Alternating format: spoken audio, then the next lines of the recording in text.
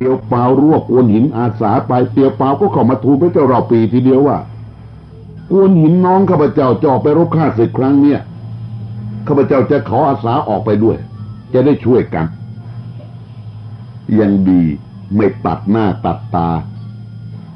เพราะถูกพระเจ้าเราปีผู้เป็นลุงจับสาบานเป็นพี่เป็นน้องกันแล้วก็จริงเพียงแค่อาสาออกไปด้วยจะได้ช่วยกันพระเจ้าเราปีก็จึงว่าถ้าหลานทั้งสองจะออกไปด้วยกันในครั้งนี้ดีนะจะได้เห็นหน้ากันเราก็เต็มใจถ้าเจ้าจะทำการสิ่งใดอย่าเบาแก่ความตรึกตรองปรึกษากันให้จงดีเตียวเปาลูกชายเตียวหุยกวนหินลูกชายกวนอูสองลูกชาติเสือนี้ก็คำนับราออกไปพระเจ้าเราปีค่อยเคลื่อนทัพไปปลงไว้ใกล้หน้าทัพหลักด้วยใครจะดูฝีมือหลานทั้งสองว่าจะเป็นฉันใด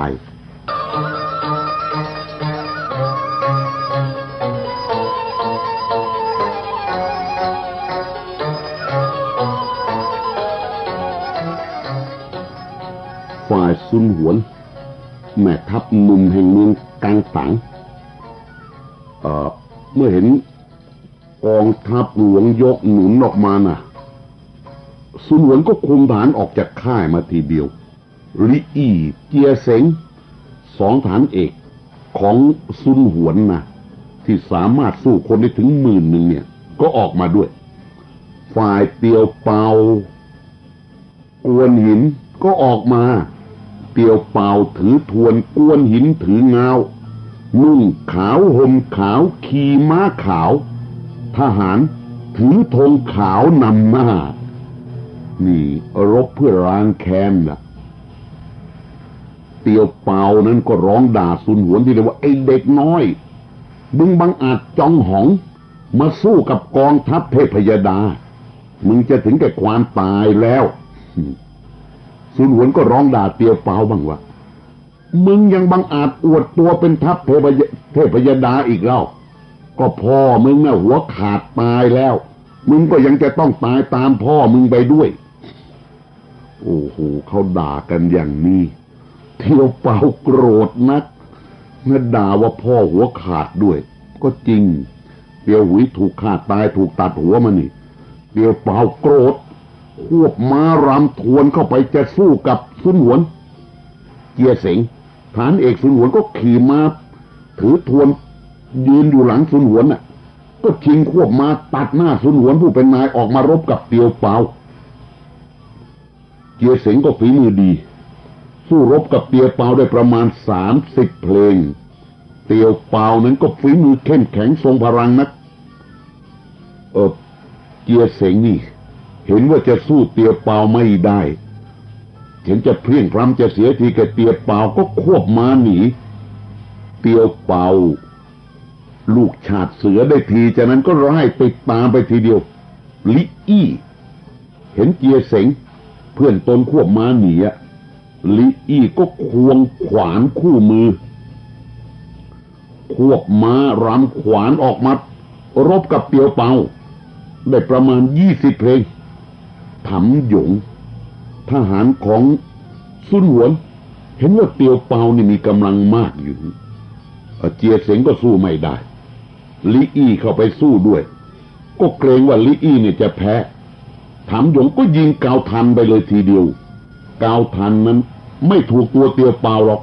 แต่ไปถูกม้าเตียวเปาเข้าเตียวเปาเห็นม้าตนถูกกาวทันเจ็บนักก็ชักม้าถอยออกมาแต่ยังไม่ทันจะถึงที่ทหารของตนหรอกม้าก็ล้มลงม้าเตียวเปาล้มลิอี้เห็นนั้นก็ควบม้ากลับมาเงื้อขวานจะฟันศีรษะเตียวเปาซึ่งล้มอยู่กับม้าน่ะข้างฝ่ายกวนหินแลดูเตียวเปารบกับลิอี้สู้กันแล้วแลเห็นถำหยงยิงเกาทันมาถูกม้าเตียวเปาน่ะกวนหินเนี่ยจำหน้าถำหยงได้แล้วก็ได้เห็นเตียวเปาขับม้ากลับออกมาตัวเองก็ไปคอยทีอยู่เห็นลิอี้ปราดเข้ามา จะเอาขวานฟันหัวเตียวเปาดิกวนหินก็ร้องตะหวาดด้วยเสียงอันดังทีเดียวแล้วก็ฟันไปด้วยเงาพ่อเงาของกวนอูแต่เงาเล่มนี้มีชื่อว่าเงานิลนาคะนะกวนหินฟันไปด้วยเงาถูกลิอี้ทหารเสือของซุนหวนตายเตียวเปาก็รอดมาได้ม้าของตนถูกเกาทันเจ็บถึงล้มลงแล้วก็หมายความว่าตายละเตียวเปาก็เอาม้าตัวใหม่มาขี่ม้าซึ่งมีกำลังอยู่มาขี่แล้วทีนี้ก็เตียวเปากวนหินทั้งสองนี่แหละได้ทีก็คุมทหารไล่ติดตามกองทัพซุนหวนเมื่อเสียทหารผู้ใหญ่เสียฐานเอกไปอย่างนี้แล้วเนี่ยก็ตกใจนักตีม้ารอเรียกทหารกลับเข้าค่ายเลย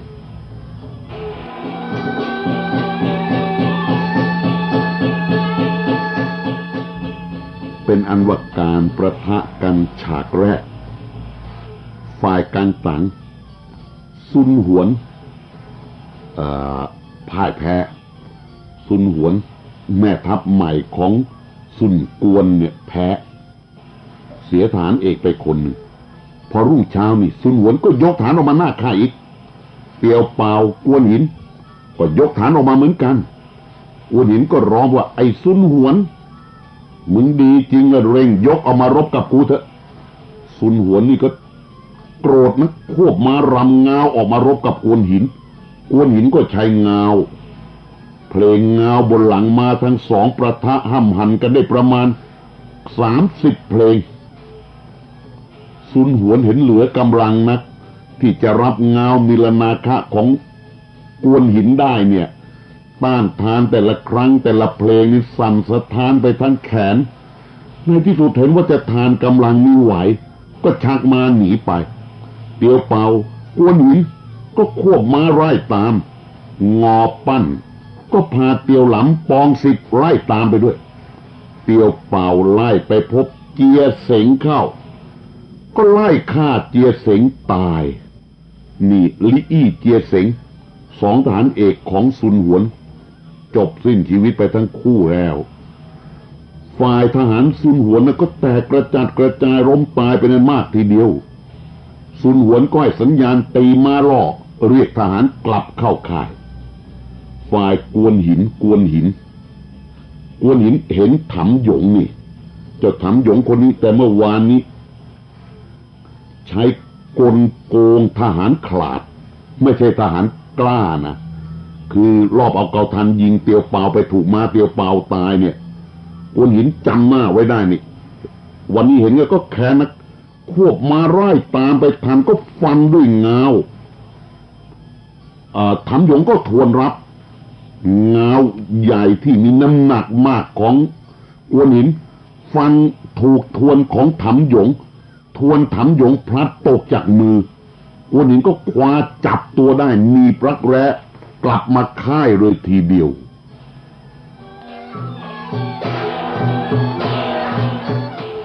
ฝ่ายเตียวเปากับทหารทั้งปวงล่ะเมื่อไล่ตีทัพซุนหวนแตกไปแล้วกลับมาค่ายนี่เป็นคนละจังหวะกันเตียวเปากลับมาถึงค่ายไม่เห็นกวนหินเรียกว่าน้องชายเถอะไม่เห็นกวนหินเจ้าน้องชายก็ตกใจนักทีเดียวก็ร้องว่าน้องข้าตายแล้วข้าจะอยู่เป็นคนไปใหญ่นี่เลือดเตียวหุยทีเดียวคือไม่เห็นตอนนั้นละนึกว่ากวนหินตายแล้วนี่น้องข้าตายแล้วก็จะอยู่เป็นคนไปใหญ่ว่าแล้วก็ควบม้าไปตามหากวนหินควบไปได้ประมาณ50 เส้นก็เลยเห็นกวนหินขี่ม้ามามือซ้ายน่ะถือเงานะมือขวาน่ะต้องเรียกว่าแขนขวาเถอะจับทหารหนีบรักแร้มาทั้งเป็นดังนั้น1 คนก็ดีใจนักเตียวเปาก็เข้าไปร้องถามว่าน้องข้าไอ้คนนี้มันเป็นตัวสำคัญนักเหรอกวนหินก็ตอบว่าไอ้คนนี้แหละที่เมื่อวานเนี่ยมันยิงเกาทันถูกม้าของพี่น่ะเตียวเปาก็ดีใจนักทีเดียวก็พากันกลับมาค่ายแล้วก็ตัดศีรษะถำหยงเส้นม้าของตนที่จบสิ้นชีวิตไปเมื่อวานด้วยเกาทัน ของถำหยงเนี่ยเอาแล้วก็แต่งหนังสือมีใบบอกให้มาใช้เข้าไป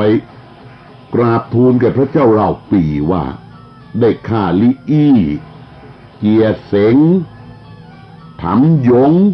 นี่ฐานเอกมีชื่อของฝ่ายศัตรู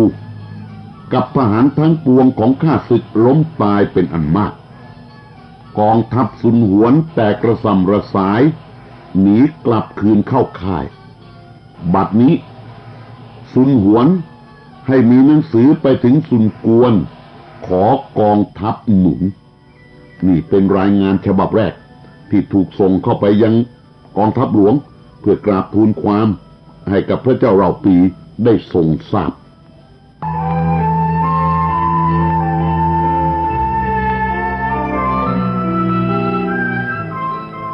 ข้างฝ่าย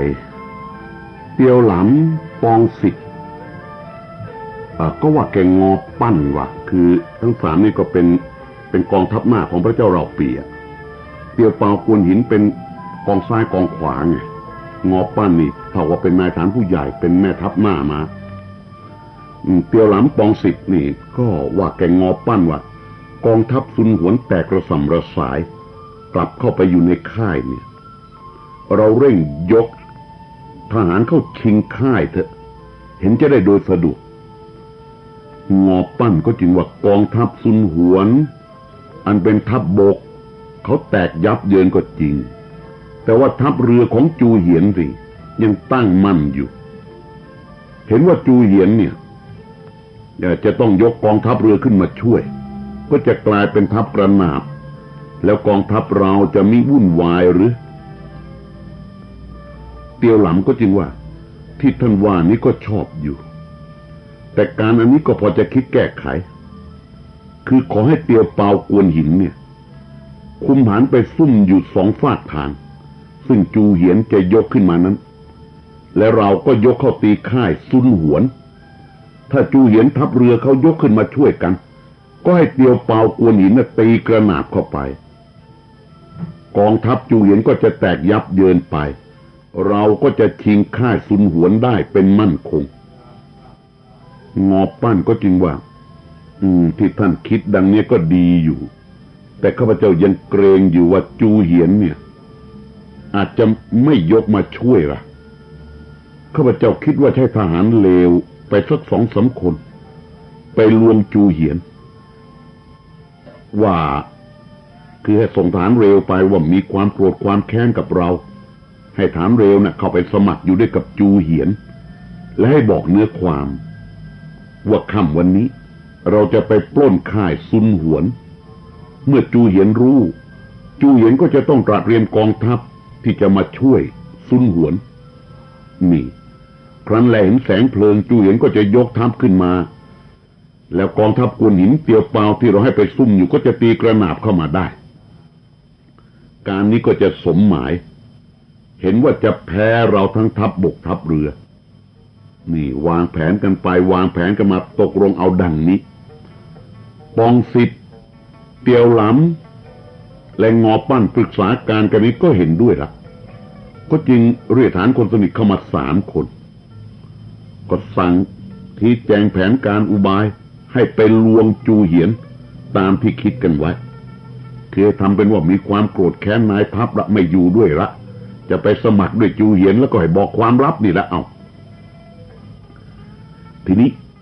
ทหารที่ส่งนี้ก็รอบไปข้างฝ่ายจูเหียน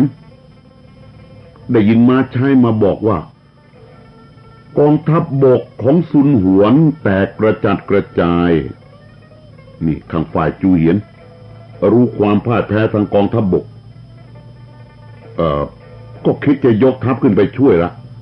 ก็พอดีมีฐานมาบอกว่าจับคนได้3 คนให้เอาตัวเข้ามาเอาเมื่อตัวเข้ามาก็สอบถามดีว่าท่านเป็นทหารผู้ใดมาจากไหนอย่างไรกันเจ้าฐานทั้ง3นี่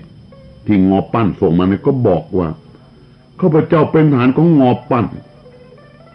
หนีมาทางนี้โดยมีความแค้นในงอปั้นอยู่ข้าพเจ้าจะเข้ามาอาสานำทัพเข้าทำศึกในครั้งนี้ควรจะมีบำเหน็จความชอบงอปั้นก็ไม่ได้ยกความชอบข้าพเจ้า ข้าพเจ้าเสียน้ำใจนักแจ้งว่าท่านมีสติปัญญารู้เลี้ยงคนดีข้าพเจ้าจึงมาขอพึ่งบุญท่านแล้วเจ้า3 คนนี้ก็แจ้งความต่อไปที่ว่าบัดเนี้ยงอปั้นจัดแจงทหารจะเข้าปล้นค่ายซุนหวนในค่ำวันนี้จูเหียนได้ทราบความดังนี้ก็ส่งคนไปบอกซุนหวนให้เร่งระมัดระวังรักษาค่ายให้มั่นคงในเวลาค่ำวันนี้งอปั้นจะยกเข้าปล้นค่ายซุนหวนน่ะทหารก็รีบไปบอกทหารที่จะเอาความไปบอกแก่ซุนหวนเนี่ยก็ไปพบกับกวนหินเข้าที่กลางทางกวนหินจับได้ก็ฆ่าเสีย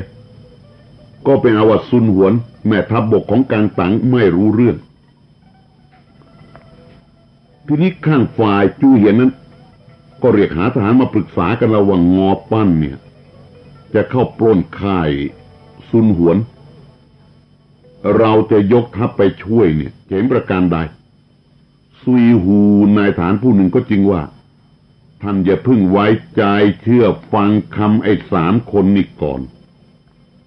ถ้าเชื่อฟังคำมันแล้วข้าพเจ้าเห็นว่าเราจะต้องเสียทั้งทัพบกและทัพเรือขอให้ท่านระวังรักษาทัพให้มั่นคงดีกว่าส่วนข้าพเจ้าจะขออาสาคุมทหารขึ้นไปช่วยซุนหวนเองเวลาค่ำวันนั้นงอปั้นปองสิทธิ์เตียวหลำเด็กคุมทหารก็ปล้นค่ายซุนหวนตามแผนจุดเพลิงเผาค่ายขึ้นแสงเพลิงสว่างซุยฮูทหารของจูเหียนทางด้านทัพเรือเนี่ยอาสาไว้แล้วนี่ให้จูเหียนเนี่ยบอกไม่ต้องไปเองหรอกตนเองจะอาสาไปเองอ่ะซุยฮูเห็นแสงเพลิงก็รีบเร่งทหารไปทีเดียวเตียวเปล่ากวนหินซึ่งซุ่มอยู่2 ฝากค่อยทหารหัวร้องตีกระนาบลงมาทั้ง2 ข้างอ่ะซุยฮูก็ตกใจก็ทั้งรู้ก็รู้แหละแต่เมื่อมาประจนคราวนี้ก็ตกใจนักจะใคร่ถอยทัพก็มิทันแลไปเห็นเตียวเปล่าขี่ม้ารำทวนเข้ามาซุยฮูสู้ได้เพียงเพลงเดียวก็สิ้นแรงอาวุธพลัดตกจากมือเตียวเปล่าฟาดทวนมาแต่ละครั้งน่ะสนั่นนักเพลงเดียวเท่านั้นซุยฮูอาวุธพลัดหลุดจากมือเลยเตียวเปล่าก็เข้าจับตัวซุยฮูหนีบรักแร้มาบ้างทำเหมือนกวนหินเลยทหารเตียวเปล่าทหารกวนหินก็รุมฆ่าฟันทหารซุยฮูล้มตายเป็นอันมากทีเดียวที่หนีไปได้ก็มีที่หนีไปได้ก็กลับไปยังกองทัพเรือเข้าไปแจ้งความแก่จูเหียนแม่ทัพเรือว่าทัพซุยฮูที่อาสาไปนั้นแตกแล้วจูเหียนก็ตกใจราทัพเรือถอยไปจากที่นั้นไกลออกไปประมาณถึง600 เส้น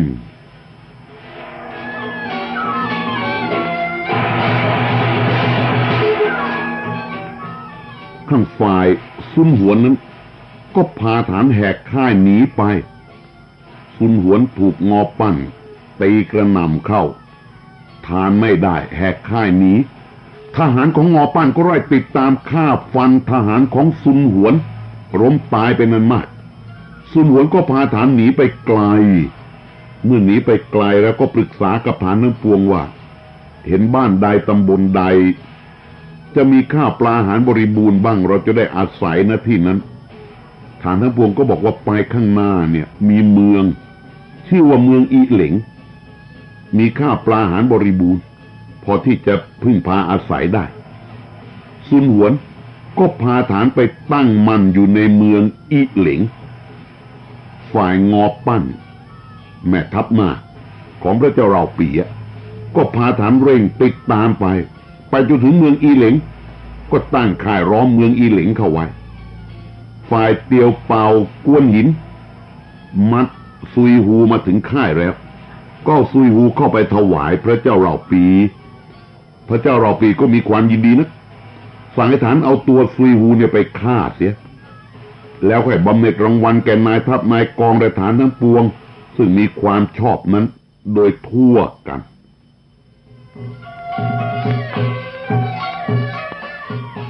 คราวนี้ทั้ง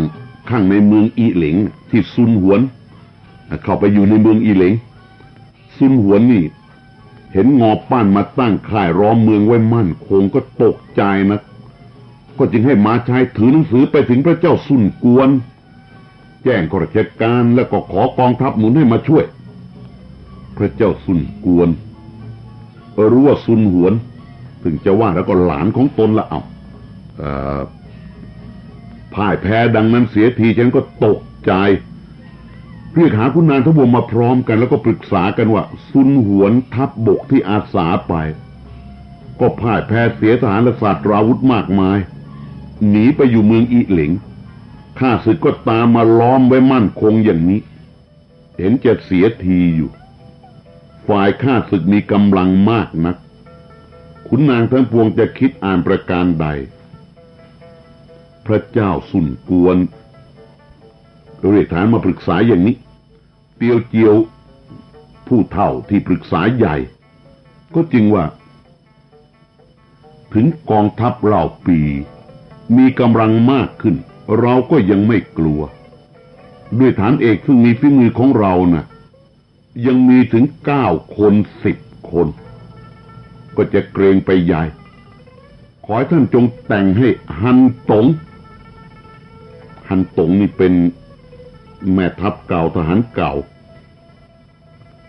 ขอให้ท่านจงแต่งฮันตงเป็นแม่ทัพหลวงจิวท่ายเป็นปลัดทัพผัวเจียงเป็นทัพหน้าเล่งทองเป็นทัพหลังกำเหลงเป็นทัพหนุนนี่เตียวเจียวสั่งยอดทหารขุนทหารแห่งกังตังทั้งนั้นเลยเนี่ยนี่ฮันตงจิวท่ายเล่งทองผัวเจียงนี่เกณฑ์ทหารให้10,000ยกไปต้านทานก็เห็นพอจะได้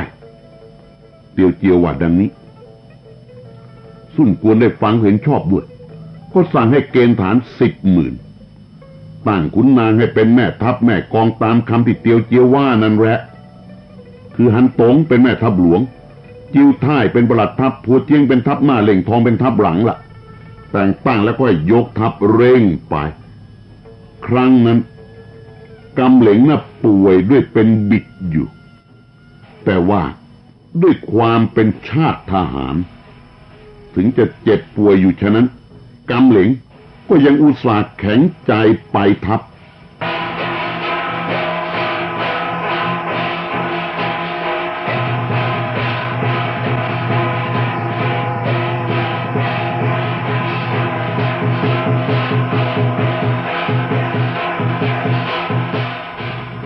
ข้างฝ่ายพระเจ้าเหล่าปี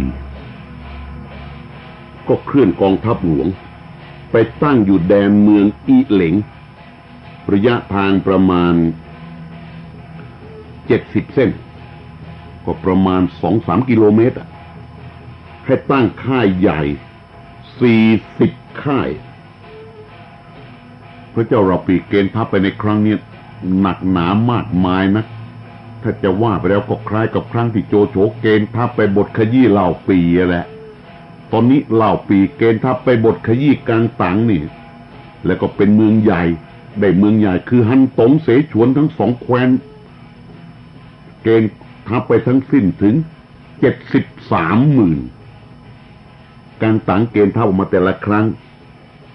แรก50,000มาครั้งที่2นี่10,000เอาระบัดนี้พระเจ้าเราปีสั่งให้ตั้งค่ายรายไป40 ค่ายครั้นออกว่าราชการขุนนางและนายฐานทั้งปวงก็เข้ามาเฝ้าแหนพร้อมกันและเห็นเตียวเปากวนหินก็จึงคิดว่าหลานเราทั้งสองนี้มีความชอบนักแล้วก็แลไปดูบรรดาฐานผู้ใหญ่คือฐานเก่าคู่พระทัยทั้งหลายแต่ก่อนนะก็เห็นแก่ชราเสียมากแล้วก็นึกเสียดายนะก็ทอดใจใหญ่ก็จึงตรัสว่าเราทำสงครามมาแต่ก่อนก็ได้อาศัยขุนนางผู้ใหญ่และบัดนี้ต่างก็เฒ่าชรากันไปสิ้นแล้วเห็นจะไม่ได้ราชการแล้วแต่ก็เดชบุญของเราที่ได้หลาน2 คนนี้ มีสติปัญญามีกำลังมากกล้าหาญหาผู้ใดเสมอไม่เราจะเป็นทุกข์อะไรแก่สงครามนี่พระเจ้ารอบปีปรารภออกมาดังๆอย่างเนี้ยพระเจ้ารอบปีว่ายังไม่ทันจะสิ้นคำก็มีฐานเอาเนื้อความเข้ามาทูลว่าบัดนี้ฮันตงจิวท่ายแห่งกังตังยกกองทัพออกมาแล้วพระเจ้ารอบปีได้ฟังนั้นก็คิดจัดแจงกองทัพจะให้ไปตีฮันตงจิวท่ายละฝ่ายฮองตงนายฐานผู้ใหญ่อายุได้70 ปีเศษฮองตงผู้นี้มีลักษณะอยู่ประการหนึ่งละคือโกรธนักที่ใครมาว่าเป็นทหารแก่เนี่ยไม่ได้ก็พระเจ้ารอปีปรารภอยู่เนี่ยว่าฐานเก่าๆต่างก็เฒ่าชราไปตามๆกันอย่างนี้ได้ยินพระเจ้ารอปีว่าอย่างนั้นนี่นายฐานผู้ใหญ่ก็เป็นผู้เฒ่าผู้แก่ไปหมดนี่เห็นจะไม่ได้ราชการเนี่ยก็มิบังอาจที่จะถึงกับโกรธพระเจ้าเราปีหรอกแต่ให้มีมานะคิดขึ้นทีเดียวว่าถึงแก่ก็จริงแต่ก็ยังมีกำลังว่องไวอยู่จะกลัวอะไรแก่ข้าศึกครั้นฮองตงได้ยินเขาทูลว่านายฐานผู้ใหญ่ของซุนกวนแห่งกังตังยกกองทัพนี่ก็ดีใจนักละเรียกว่านายฐานรุ่นเดียวกันนี่ก็คิดว่าครั้งนี้เราจะได้ออกศึกปล่อยแก่จะได้แสดงกำลังและฝีมือให้ปรากฏแก่ฐานหนุ่มทั้งปวงฮองตงคิดดังนี้แล้วเนี่ยก็ไม่ได้กราบทูลลาเลยไม่บอกไม่กล่าวไม่ทูลไม่ลาออกมาก็เรียกฐานของตน6 คนซึ่งเป็นที่ไว้ใจได้ละขี่มาตรงไปยังเมืองอีเหลงฝ่ายฐานทั้งปวงเห็นดังนั้นนี่ก็มารายงานขุนนางได้ทราบความก็เนื้อความก็ไปทูลกับพระเจ้าเราปีว่าบัดนี้ฮองตงได้พาสมัครพรรคพวก6 คนด้วยกันไปเมืองอีเหลงจะไปรบข้าศึกหรือว่าจะหนีเข้าไปหาข้าศึกเป็นประการใดมิได้แจ้งคือมันยากเหมือนกัน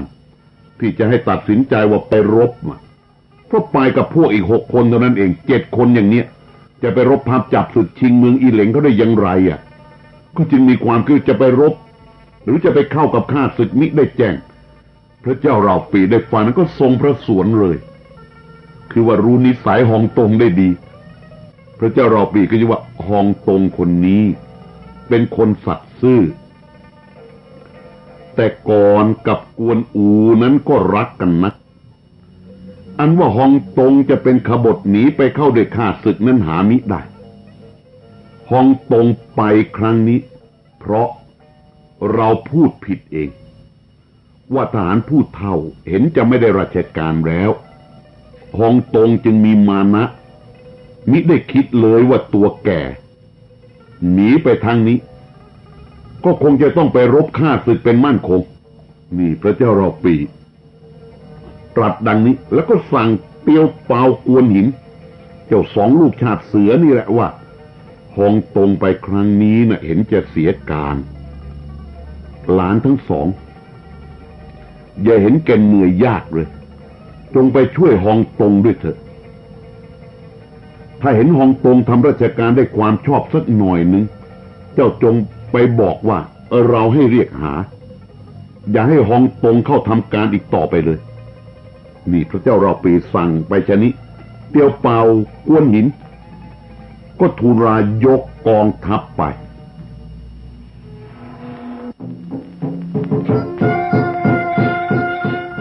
ฝ่ายฮองตงขี่ม้าถือเงาเป็นอาวุธฮองตงนี่เคยรบกับกวนอูมาอย่างโชคโชนถ้าจะว่าไปแล้วกวนอูก็ไม่สามารถหักฮองตงลงได้เหมือนกันแหละ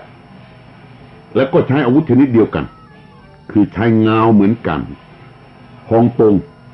ถือเงาพาทหารคู่ใจ6 คนไปยังกองทัพงอปั้นก่อนไปยังทัพหน้าก่อนเลยซึ่งงอปั้นล้อมเมืองอีเหลงไว้ฝ่ายงอปั้นรั่วฮองตงนายฐานผู้ใหญ่มานี่ก็ออกมารับคำนับเชื้อเชิญเข้าไปข้างในจัดที่ทางให้นั่งตามสมควรแล้วก็ถามว่า ท่านผู้เฒ่ามาด้วยกิจราชการอันใดนี่เรียกท่านผู้เฒ่าอีกแล้วฮองตงก็บอกว่าเราทำราชการอาสาพระเจ้าเหล่าปี่มาช้านานก็แต่ครั้งรบเมืองเปียงสาก่อนที่จะได้เสฉวนมาตราบคุ้มเท่าจนบัดนี้อายุเราก็70เศษกินหมูมื้อละ10ช่างโอ้โหก็6กิโลนะครับมือยังถือเกาทันหนัก200ช่างได้อยู่ขี่ม้าเดินทางได้วันละ 5,000 เส้นควรหรือพระเจ้าเล่าปีเมื่อติเตียนว่าเราแก่ชราทำราชการไม่ได้เรามีความน้อยใจนะจึงมาทางนี้หวังจะไปรบเมืองกังตังให้ท่านดูกำลังฝีมือว่าจะแก่หรือไม่แก่ฮองตงมีจุดอ่อนอยู่ตรงนี้ใครว่าแก่ไม่ได้ทีเดียวฮองตงพูดยังไม่ทันจะขาดคำละทหารก็เข้ามาบอกว่าบัดนี้กองทัพหน้าเมืองกังตังยกมาใกล้กองทัพเราแล้วฮองตงได้ฟังดังนั้นก็ไม่ต้องฟังใครอีกละจับเงาได้ก็เพ่นขึ้นหลังมาจะออกไปรบกับข้าศึกทีเดียวงอปั้นและฐานพวงก็ช่วยกันห้ามฮองตงก็ไม่ฟังควบมาตะลุยออกไปเลยทีเดียวงอปั้นเห็นฮองตงไม่ฟังเสียงเลยก็สั่งปองสิทธิ์ให้คุมทหารออกไปช่วยฝ่ายฮองตงนั้นควบมาไปถึงหน้าทัพเมืองกังตังก็รำเงาบนหลังม้าอย่างแคล่วคล่องว่องไวอาถรรพ์นะและก็ร้องเข้าไปว่าพัวเจียงนายทัพเมืองกังตังเร่งออกมาสู้ดูฝีมือกันกับเรานะบัดนี้เถอะ